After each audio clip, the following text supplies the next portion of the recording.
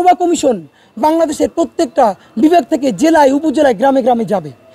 এই গ্রামে গ্রামে যাওয়ার পরে সেই লোক এসে বলবে আমি এইটার সাথে ছিলাম এবং আমি আমার ভুল স্বীকার করতেছি, এবং তাদেরকে জাতীয়ভাবে দায় মুক্তি দিয়ে দেওয়া হবে। কারণ এই মানুষগুলোকে আমরা জাতি গঠনে চাই, এই মানুষগুলোকে আমরা জাতি গঠনে বাদ দিতে চাই না। সুতরাং জামাতকে যখন নিষেধাজ্ঞা করা হয় সেই আমলে আমরা বলছি এইখানের মধ্যে যাদের ৭১-এর দায় নাই তাদেরকে জাতি গঠনে আমাদের লাগবে কিনা বলেন।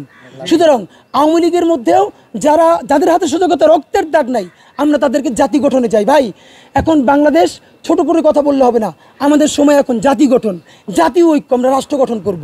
গণহত্যাকারী সবাইকে আমাদের সাথে নিতে চাই। সুতরাং দুটো স্পেসিফিক ট্রাইব্যুনাল, দুটো কথা বললাম। ১ নাম্বার, ট্রাইব্যুনাল ১ করবে দলের বিচার, ১ করবে ব্যক্তির বিচার, ট্রাইব্যুনাল ২ করবে দলের বিচার। নাম্বার ২, তওবা কমিশন গঠন করে যেই আওয়ামী লীগ গণহত্যা করে নাই, রক্তের দাগ নাই, তাদেরকে দায় মুক্তি দিতে হবে যাতে তাদেরকে নিয়ে কেউ মামলা বাণিজ্য করতে না পারে। নাম্বার ৩, আপনাদেরকে যেটা সবচেয়ে গুরুত্বপূর্ণ কথা, জুলাই ঘোষণাপত্র নিয়ে এই সরকার ৩০ কার্যদিবস সময় নিয়েছে।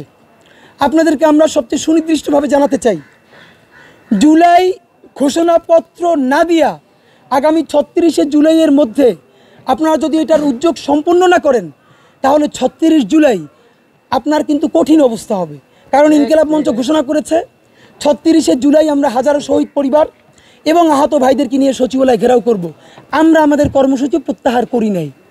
আমরা আগামীকালকে আগে পরিপত্র জারি হয় কিনা, সেই পরিপত্রের শব্দ কি, ভাষা কি, সেইটা দেখার জন্য অপেক্ষা করতেছি। নাম্বার ২, ৩০ কার্যদিবস চাইছেন, হেল্প করতেছি, দেখি কি অবস্থা হয়। জুলাই ঘোষণাপত্র করার জন্য এনসিপিকে দায়িত্ব দিলে হবে না।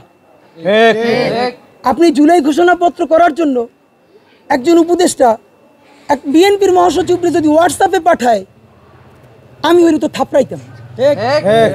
আমি বিএনপি করি না, জামাত করি, এইটা কোনো কথা না। জাতীয় ঐক্য কমিশনের জন্য বৃহত্তর ঐক্য লাগবে আমাদের, এইটা সরকারের নিজের দায়িত্ব নিতে হবে। ডক্টর ইউনূসকে জুলাই ঘোষণাপত্রের জন্য বিএনপি, জামাত, এনসিপি থেকে শুরু করে সকল দলকে বসতে হবে। এরপরে সেখানে জুলাই ঘোষণাপত্র তৈরি করতে হবে। আপনাদেরকে জুলাই ঘোষণাপত্রের জন্য বলি, একটা আমাদের এখানে নির্দিষ্ট প্রস্তাবনা আছে, অতি দ্রুত আপনারা একটা গণতদন্ত কমিশন করতে হবে। সেই গণতদন্ত কমিশন যতগুলো স্পটে গণহত্যা হয়েছে সেইখানে তারা গিয়ে বসবে।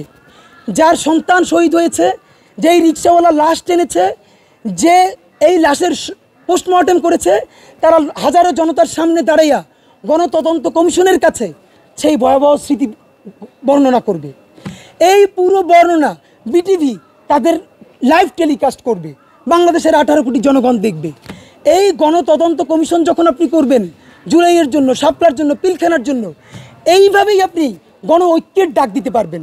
সুতরাং আপনার কাছে আমরা জানাতে চাই যে এই সবের পরেও আগামী আমরা যেটা আপনাদেরকে সময় দিচ্ছি, ট্রাইব্যুনাল ২ করতে হবে দলের জন্য, তওবা কমিশন করতে হবে মিথ্যা মামলা থেকে বাঁচার জন্য এবং পরিত্রাণ দেওয়ার জন্য, জুলাই ঘোষণাপত্রের জন্য জাতীয় ঐক্যের ডাক দিয়ে সরকার যে জাতীয় ঐক্য কমিশন করেছে, এই ঐক্য কমিশন এখন একটা গণতদন্ত শুরু করবে।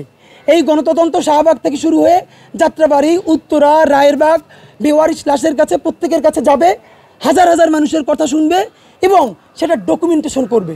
করার পরে আমরা চাই এই জুলাই একক কোনো দলের ক্রেডিটবাজি করা চলবে না।